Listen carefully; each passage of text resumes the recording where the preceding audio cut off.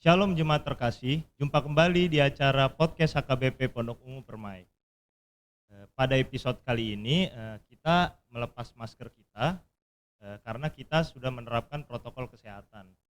Kita sudah divaksin, kemudian kita juga memakai hand sanitizer dan juga tentunya kita menjaga jarak. Untuk itu kita melepas masker kita. Pada episode kali ini kita mau berbincang-bincang mengenai topik yang sangat menarik.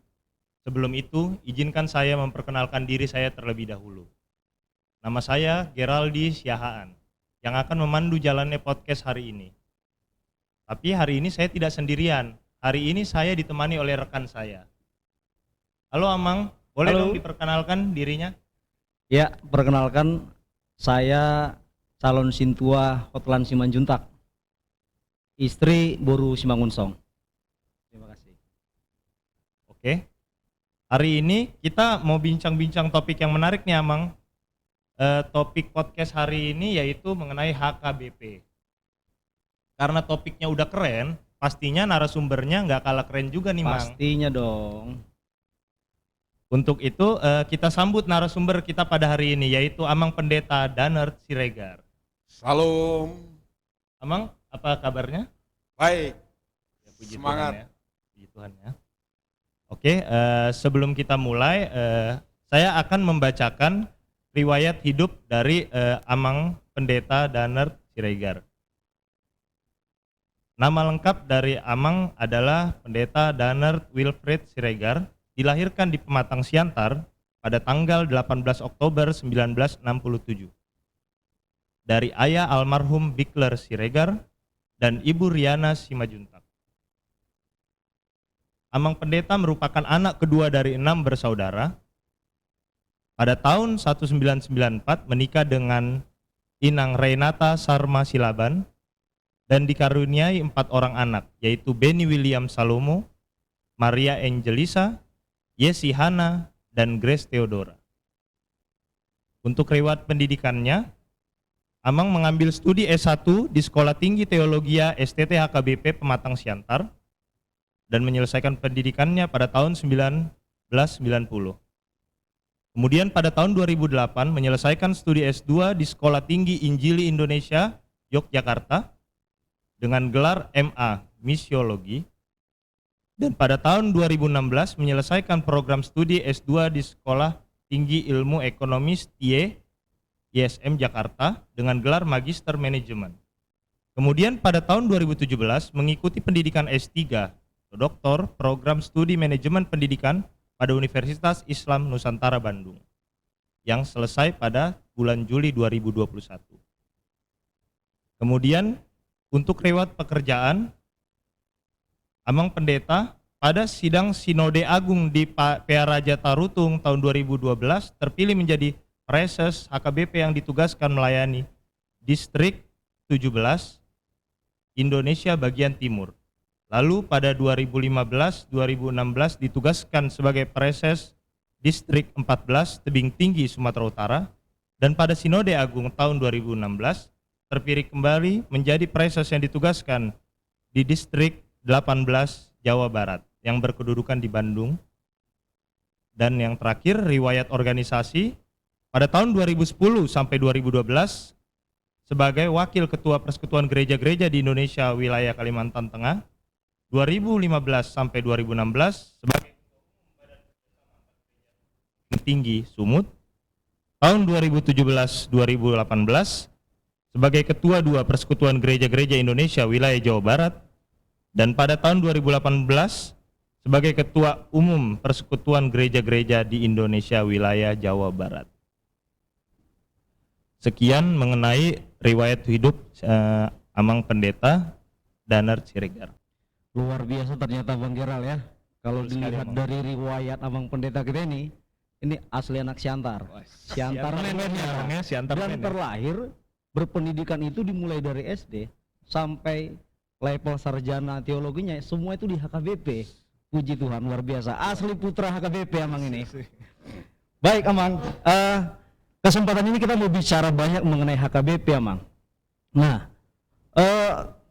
bagi mereka yang peka terhadap sejarah kelahiran kekristenan Abang, di Tanah Batak tentunya kita akan melihat ada kemiripan Amang dengan apa yang terjadi dengan jemaat di Israel, di mana Tuhan berkali-kali, tidak hanya sekali namun berkali-kali berupaya untuk menampakkan diri guna meyakinkan, menarik orang-orang Israel itu percaya kepada Allah, kepada Yesus. Nah, menurut sejarah HKBP ternyata di Tanah Batak juga demikian. Ternyata Opui Nomensen bukan orang pertama, bukan misionaris pertama yang datang ke Tanah Batak. Oleh sebab itu, saat ini kita mau cari tahu lebih dalam nih dari narasumber kita, dari Amang Pendeta, bagaimana sih sebetulnya sejarah lahirnya kekristenan di Tanah Batak kita, Mang. Iya. Jadi terima kasih. Memang luar biasa ketika kita berbicara soal HKBP ini, bagaimana Tuhan menyayangi HKBP, memang tiada habis-habisnya perbincangan. Betul, ini. Bang, betul. Tapi saya coba angkat sekilas. Tahun 1824 sebenarnya sudah ada 2 orang pendeta yang dari Boston. Dari Boston, Inggris, datang ke Tanah Batak. Betul, betul. Jadi Bang. yang pertama bernama pendeta Richard Burton dan yang kedua pendeta Nathanael Watt. Memang kita tidak begitu lihat apa hasil. Ya. Tetapi kedatangan mereka punya makna tersendiri juga. Dan pada tahun 1834, pendeta Samuel Munson bersama dengan temannya, pendeta Henry Liman, datang ke Tanah Batak. Ini menarik sekali. Sangat-sangat menarik. Luar biasa bagaimana Tuhan mengasihi HKBP, mengasihi orang Batak supaya lepas dari segala kegelapan dan menjadi anak Tuhan. Saya mau cerita sedikit ya. Iya, Bang. Karena menarik sekali ini, dua orang ini masih muda. Jadi kalau pendeta Samuel Munson masih berumur 30 tahun dan pendeta Henry Liman 25 tahun. Datang ke Tanah Batak. Bisa kita bayangkan mereka ini dari Amerika ini meninggalkan negaranya pergi ke satu daerah yang sama sekali asing. Belum pernah dia jalani. Jangan-jangan mendengar Tapanuli saja belum pernah. Tetapi apa yang terjadi? Tahun 1834 mereka berdua ketika menyampaikan Injil itu, dalam semangat pemberitaan itu, inilah kita lihat rencana Tuhan ya. Tidak semua menurut ukuran kacamata manusia keberhasilan itu selalu dilihat dengan wah ada hasil bertambah gereja kedatangannya, tidak. Mereka berdua dibunuh di Lobu Pining oleh orang-orang Batak. Dan banyak ahli berkata bukan hanya dibunuh saja. Saya sebagai orang Batak, kita sebagai orang Batak sekarang ini tidak perlu malu kalau kita buka ini sejarahnya. Karena begitulah dulu sifat barbar kita orang Batak. Kalau Injil tidak datang. Saya katakan tadi bukan hanya dibunuh, tetapi juga dagingnya dimakan. Jadi bisa kita lihat kuasa-kuasa kegelapan sebelum Injil datang. Mereka berdua belum menikah. Hanya dari catatan sejarah sudah bertunangan. Yang menarik salah seorang dari mereka itu adalah anak sematawayang. Dan ibunya sudah janda. Bisa tidak bayangkan apalagi ibu-ibu ya, ketika anaknya sudah jadi pendeta, mempersembahkan kepada Tuhan Allah dengan harapan supaya anaknya itu bisa membawa jiwa-jiwa kepada Tuhan. Bisa dibayangkan dari negara Amerika pergi ke satu daerah yang asing sama sekali, dan belum seperti sekarang ini, jangankan handphone. Untuk surat sampai saja berbulan-bulan karena keterbatasan Iya. hubungan itu. Apa yang terjadi ketika dengar anaknya yang semata wayang itu satu-satunya dengar beberapa minggu atau mungkin beberapa bulan sesudah kematiannya di Lubu Pining, didengar mati, meninggal di Tanah Batak. Harusnya dia marah loh. Betul, Betul, betul. Mang. Mang. Apa ini Tuhan? Saya sudah persembahkan anakku, di mana keadilanmu? Pasti begitu loh. Iya, iya. Tetapi tidak. Inilah kasihnya tadi.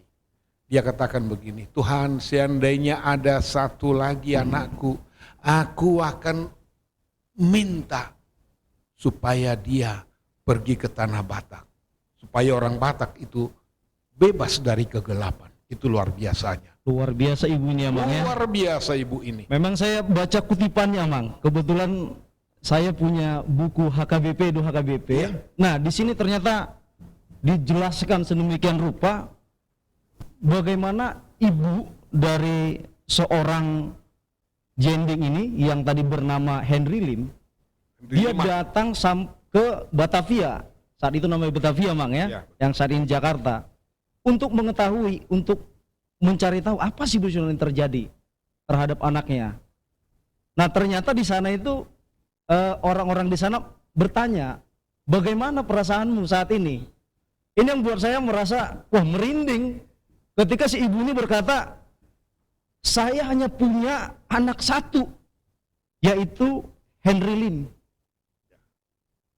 Dialah anakku satu-satunya.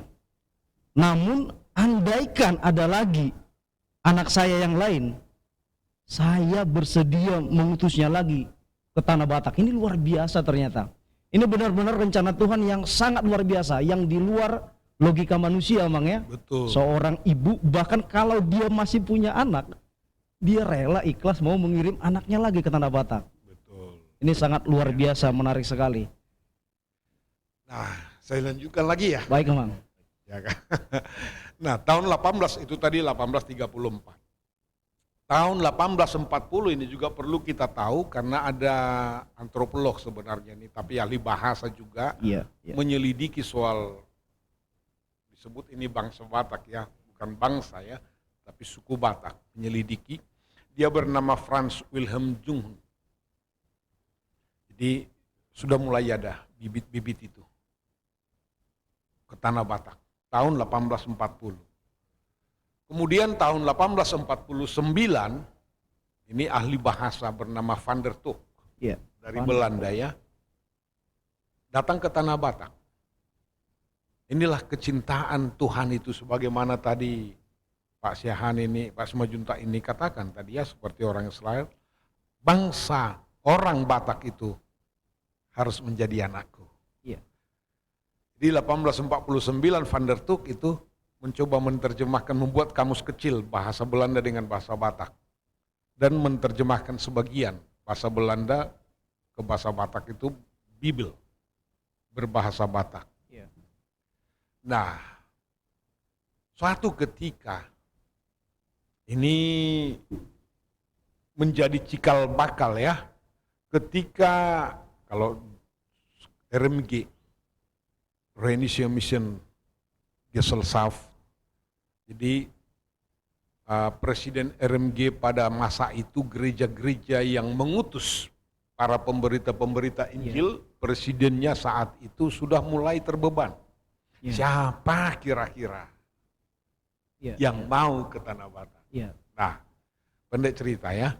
Tadi 1834 mereka dibunuh ya. Ya, betul, Apakah Mang. ini kebetulan? Pasti bagi Tuhan tidak ada kebetulan. Betul. Injil harus sampai ke Tanah Batak. 1834 di Jerman, di kota Nordstein, Nommensen lahir. Iya. Kita tahu bagaimana waktu kecil, waktu anak-anak dia pernah sakit. Memang hidupnya dari keluarga sederhana. Dari kecil dia memang sudah tekun berdoa, tekun ke gereja. Jadi pernah dia sakit, kakinya luka, dan lukanya ini terus semakin hari semakin membesar. Dan menurut dokter itu harus diamputasi Ya. kakinya. Waktu itu kira-kira umurnya 10 tahun lah. Tetapi dalam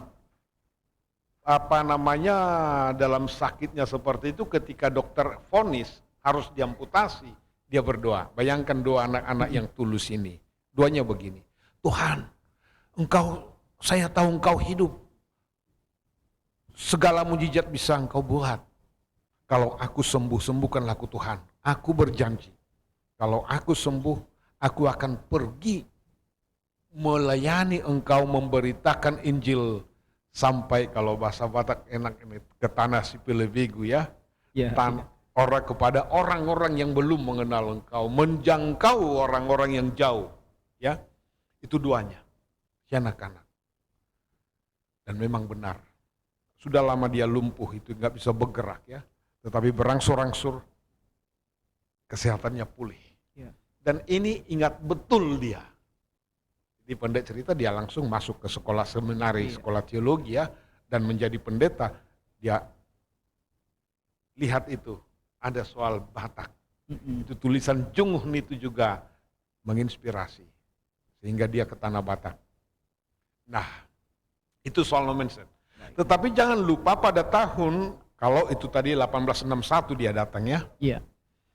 Tahun 1857 ada persoalan di Kalimantan. Dulu, di Borneo namanya ya. Iya, Mang. Jadi ada beberapa pendeta tidak bisa lagi melayani karena situasi politik panas pada masa itu. Jadi, dari Eropa mereka menganjurkan salah satu itu yang bernama Van Assel untuk ke Tanah Batak. Iya. 1857. Iya. Nah, saya mau persingkat. Sebenarnya HKBP, tadi ya kita berbicara soal kelahiran HKBP. Itu lahir 1861. Saat kapan? 1861 tanggal 31 Maret sudah ada 2 orang yang dibaptis. Dari orang Batak menjadi Kristen. Iya, iya. Namanya Simon Siregar dan Jakobus Tampu-Bolon. Tanggal 31 Maret. Tetapi belum itu menjadi hari lahir HKBP. Hari lahir HKBP justru ketika ada 4 orang mengadakan rapat misi. Rapat untuk menentukan soal satu komitmen. Ya. Melayani di Tanah Batak. Yang kedua soal menentukan siapa kemana di Tanah Batak ini. Ya, soalnya ada si Dempuan, si Lindung, ya menentukan itu ya. Iya, iya. Itu pada tanggal 7 Oktober 1861. Mau tahu siapa yang rapat itu? Siapa, Mang, yang berempat Iya. ini? Jadi yang pertama bernama Heine. Di inisialnya H ya. Iya. Yang kedua Klammer.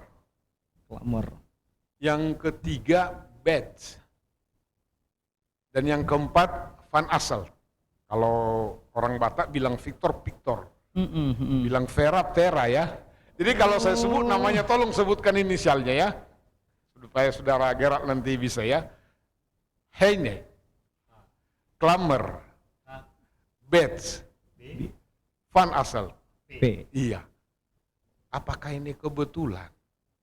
Dari namanya itu ya. Semua punya makna. Tetapi itu menjadi tanggal, hari jadi, hari lahir HKBP, di mana 4 orang pendeta ini berkomitmen untuk melayani Tuhan di Tanah Batak. Dan itu menjadi hari lahir HKBP. Heine, Klammer, Betts, dan Van Assel. Walaupun kepanjangan HKBP bukan itu ya. Huria Kristen Batak Protestan. Itulah kecintaan yang luar biasa sekali. Belum Nommensen belum cerita, belum ada di situ. Ya. Baru 1861 sudah datang, 1862 baru mendarat karena persoalan transportasi yang sampai berbulan-bulan, bagaimana di kapal sempat mau karam kapalnya, tetapi komitmennya untuk ke Tanah Batak. Nah, saya mau ceritakan sedikit ya. Iya, Mang. Boleh, ini perlu juga Boleh, Mang. kita tahu. Biar kita semua begitu paham, Mang. terkenang, saya terinspirasi kenapa menjadi pendeta, salah satu karena baca soal Nommensen ini. Ya. Ini luar biasa sekali, luar biasa komitmennya itu menghadapi tantangan yang begitu luar biasanya. Dari Jerman ya, belum tahu ini apa ini Tanah Betul. Batak ini. Tetapi ketika berjalan dari Barus terus menuju ke, kalau pernah ke daerah Selindung, dari Sidempuan jalan kaki sampai ke daerah Selindung, ada satu bukit, dia berjalan ke sana. Di atas bukit itu namanya Bukit Siatas Barita. Di situ dia berdoa dan lahir komitmennya, janji imannya. Dia katakan begini, Tuhan, di tanah ini aku sudah hadir, hidup matiku aku akan melayani Engkau, melayani bangsa Batak. Puji Nah, Tuhan. sampai sekarang itu kita buat jadi satu monumen yang sangat indah, perjalanan rohani yang kita sebut Salib Kasih. Salib kasih. Itu di Siatas Barita, Iya, iya. tempat di mana Nommensen berdoa dan berkomitmen melayani Tuhan, melayani orang Batak. Dan dari Siatas Barita, dalam visinya dia lihat ke, waktu itu juga bukit itu, namanya Bukit Piaraja. Belum ada perkampungan, tetapi dari bukit ke bukit bisa dipandang. Dalam visinya dia lihat tahun 1862 itu, anak-anak sampai orang tua datang seperti mendaki Gunung Sion yang di Bible itu. Bawa Bibelnya, bawa buku ende, rame-rame hari Minggu datang, ada bangunan-bangunan mega gereja di situ, ada kelihatan ada sekolah, dia lihat dalam visinya itu. Itu luar biasa sekali. Jadi tantangan yang dia jalani juga itu luar biasa sekali. Dan dia juga kunjungi karena dia tahu juga tahun 1834 Munson dan Liman, pendeta Munson dan Liman dibunuh, dia datangi juga itu. Yang membunuh itu juga rajanya itu juga dia datangi. Iya.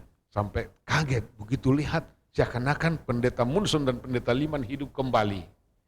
Karena mereka sebut itu sibot ternmata ya. Iya. Tapi ini Nommensen datang untuk membebaskan mereka supaya datang kepada Bapa di surga. Itu Luar biasa, Mang. memang luar Kita biasa. semua menjadi tercerahkan dari keterangan yang Amang Pendeta sampaikan. Ternyata di luar, di samping HKBP sebagai Kuria Kristen Batak Protestan, ada makna yang terselubung. Ternyata itu berawal dari 4 nama tokoh besar yang sudah berkomitmen untuk menyebarkan Injil di Tanah Batak. Ini luar biasa sekali. Ini menjadi pengetahuan penting bagi seluruh jemaat HKBP tentunya, supaya kita tidak hanya sekedar saya HKBP tapi tidak mengerti sejarahnya, Mang. Namun kesempatan malam hari ini Amang Pendeta sudah menerangkan sedemikian rupa sehingga kita semua sudah mengerti dan mengetahui bagaimana sejarah HKBP kita. Nah, dari perjalanan yang demikian katakan rumit tanda kutip, Amang, proses yang begitu sulit, namun dengan konsistensi komitmen para misionaris dan tentu ya karena anugerah Tuhan tentunya. Pertanyaannya kan sekarang muncul, Amang, apa sekarang kemudian arti dan makna kehadiran kekristenan orang Batak di Indonesia saat ini?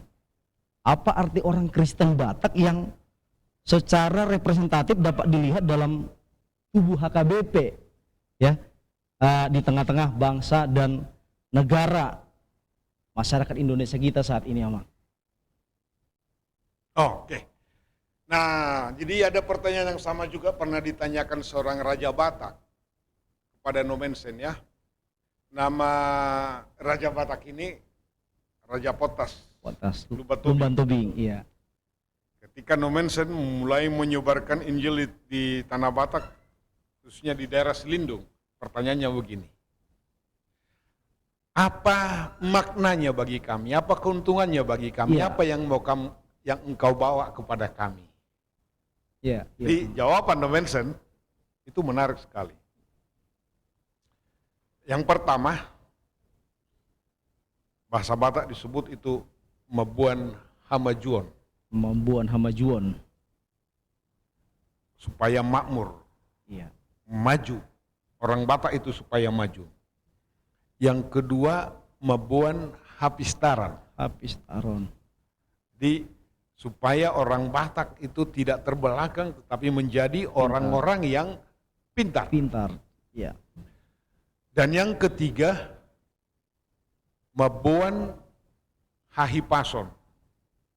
Hahipason kesehatan supaya orang-orang Batak itu mulai memahami, mengerti soal bagaimana merawat diri, bagaimana soal kesehatan Hahipason. Iya. Iya. Dan yang keempat ini baru soal Mabua Barita Nauli.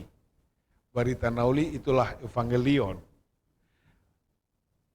Jadi itulah Injil itu. Supaya bebas dari kegelapan itu. Iya. Iya. Dan ini memang terbukti. Terbukti. Nah, sebentar ya. Mungkin apalagi orang-orang muda, nah poso tidak tahu ini. Kita tidak perlu malu jadi orang Batak. Iya, Mang. Harus bangga. Walaupun dulunya pertama sekali yang menyebut nama orang Batak itu bukan orang Batak. Tapi dari orang lain, suku lain. Karena memang ya sebelum Injil datang, sikap barbar kita itu sangat nyata. Iya. Jadi liar. Jadi maka disebut Batak itu. Jadi masih orang liar barbar di situ. Tetapi itu menjadi melekat. Sekarang sesudah Injil, Batak itu bukan lagi soal liar barbar, tetapi memang yang keempat tadi apa yang dikatakan oleh Nomensen kepada Raja Potas itu luar biasa, Hamajuon. Kemudian Hapistaran, Habis taron. ini Barita Nauli ini. Jadi kalau dikatakan tadi kesejahteraan Hahipason bukan hanya soal kesehatan fisik saja, bukan hanya soal kecerdasan intelektual saja, tetapi coba kita lihat ya. Hampir di semua negara ada orang Batak. Iya. Hebat. Puji Tuhan. Di Indonesia ini juga hampir di semua pelosok ada orang Batak. Jadi jenderal ada, Iya, betul, Mang. dokter, pengusaha, segala macam ada, tukang parkir ada, dari semua-semualah. Semua profesi sudah ada orang Batak, Semua Mang, ya. profesi Iya, iya. pengacaranya yang terkenal juga orang Batak, Betul, betul. bahkan menteri juga ya. Betul. Kita tahu sekarang juga menteri luar biasa ya. Kita doakan terus supaya Presiden emang gimana?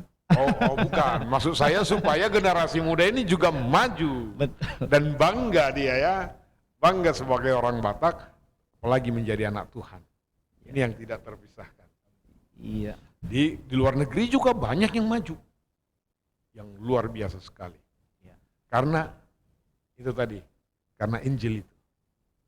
Ya, jadi begitu Bang Geral dan semua jemaat HKBP tentunya. Ternyata kehadiran HKBP di Indonesia ini sudah memiliki makna yang luar biasa. Yang pertama tadi Hamajuon, membawa Hamajuon kemajuan, Mabuan Hapistaran, membawa kepintaran, kemudian yang ketiga Mabuan Hahipason, membawa kesehatan, dan yang keempat tadi Mabuan Barita Nauli. Dan ini benar-benar diwujudkan oleh Nomensen dan kawan-kawan penginjil. Di mana ada gereja, ada sekolah, Iya, ada klinik atau sampai ke rumah sakit ada. Ada pertukangan, ibu-ibu jahit menjahit, bapak-bapak belajar tukang, belajar bertani, di mana ada gereja pergudungan. Jadi halaman gereja selalu besar itu, luas. iya, Jadi keempat unsur itu tadi jalan. Inilah namanya penginjilan holistik, bukan hanya soal firman Tuhan semata dalam hal rohani, tetapi mensejahterakan supaya HKBP itu menjadi berkat. Berkat bukan hanya untuk jemaatnya tetapi untuk dunia luar. Kan itu tadinya. HKBP bayangkan Gabi ya, Paso-Paso, Mang, ya. Paso-paso. Coba kita bayangkan.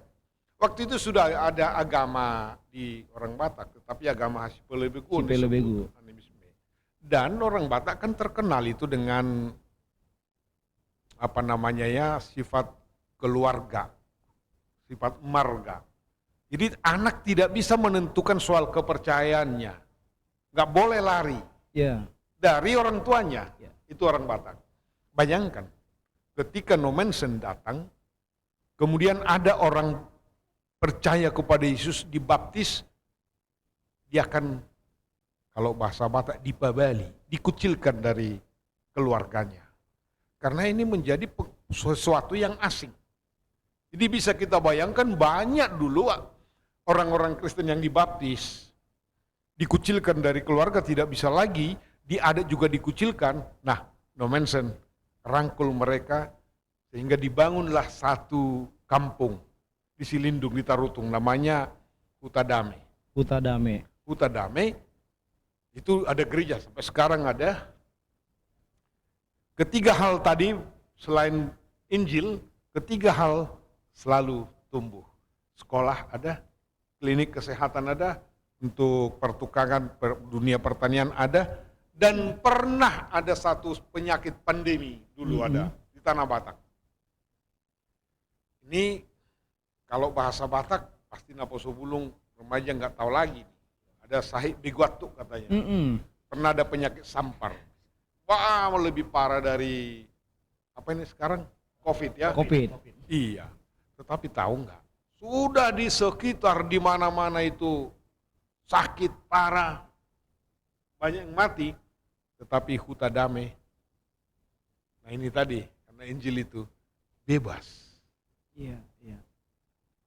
Kemudian hasil tanaman yang lain kena hama, ini kesaksian, karena itu tercatat juga dan Nomensen rutin melaporkan itu.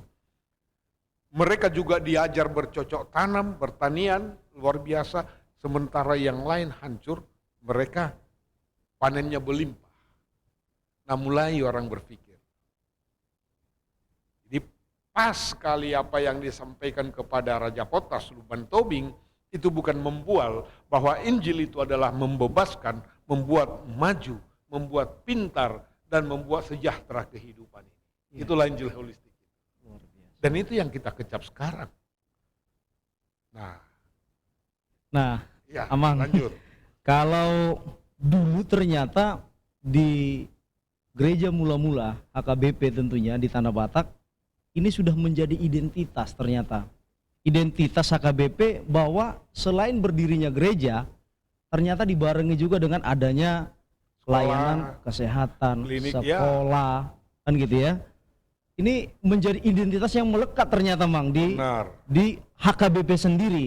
Nah, kalau melihat situasi saat ini ya Mang, di zaman saat ini, bagaimana kondisi semangat ini, identitas ini, apakah masih terus melekat ada dalam diri HKBP atau mungkin ada transformasi lain Mang? Oke. Tapi saya mau katakan dulu lagi ya. Sampai Indonesia merdeka, sekolah di Sumatera, khususnya Sumatera Utara, yang paling banyak berdiri sekolah sampai merdeka ya, Iya. adalah sekolah HKBP. Dari sekolah yang didirikan oleh pemerintah. Iya. Luar biasa. Mang. Iya. Baru sesudah merdeka dan sampai tahun 60 akhirnya sekolah-sekolah HKBP banyak dinegerikan. Iya, iya. Tadinya HKBP. Jadi kalau dikatakan lulusan sekolah guru jending, waduh, sekolah HKBP luar biasa. Karena memang diterapkan itu, anak-anaknya diterapkan mau disiplinnya kuat, tinggi, berdoa dulu. Itu saya alami juga waktu SD. Oh gitu Bang ya? Ya, sebelum masuk harus berdoa, Iya, iya. hormat sama gurunya, Guru. pulangnya juga berdoa, nyanyi dan berdoa. Nah, harusnya itu melekat sekarang. Harus. Iya. Walaupun sekolah-sekolah HKBP yang sekarang sedikit kita prihatin kalau dibanding dengan dulu. Yang dulu Amang. Sekolah SD ya, Ya. SMP, SMA. Nah, tapi sudah ada usaha dengan adanya sekarang yang disebut dengan badan pendidikan ya, badan komisi untuk pendidikan itulah.